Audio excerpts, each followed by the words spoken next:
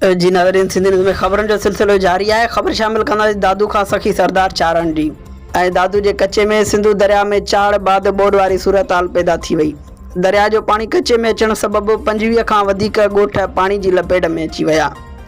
सवें एकड़नि ते बीठल फसल पिणु पाणी हेठि अची वियो। ॻोठनि जो दादू शहर सां ज़मीनी राब्तो पिणु कटिजी वियो आहे। दादू जे कचे वारे इलाइक़े में ॻोठ गुल मोहम्मद कोरे जो मुबारक जतोई छोटो मस्तोई समेत केतिरा ई ॻोठ पाणी जे घेरे में अची विया आहिनि ऐं पाणी में चाड़ जो सिलसिलो मुसलसिल जारी आहे। ॻोठनि जो चवणु आहे त ज़िले इंतिज़ामिया हिन वक़्त ताईं का बि वाहर नाहे कई। पाणी घरनि में दाख़िल थी वियो आहे। मथां वारनि हंधनि ते मुंतक़िल थियण लाइ ॿेड़ियूं बि नाहिनि फ़राहम कयूं हुयूं।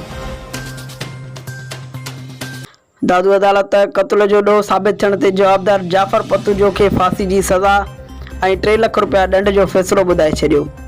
जवाबदार प्लाट जे तकरार तां 18 साल अॻु फरीदाबाद में अली मोहम्मद पतोजो खे क़त्ल कयो हो। वाक़े जो केस फरीदाबाद थाणे ते मंज़ूर पतोजो जे फ़रियाद ते जवाबदार जाफ़र पतोजो ख़िलाफ़ 2004 में दाख़िल कयो वियो हो।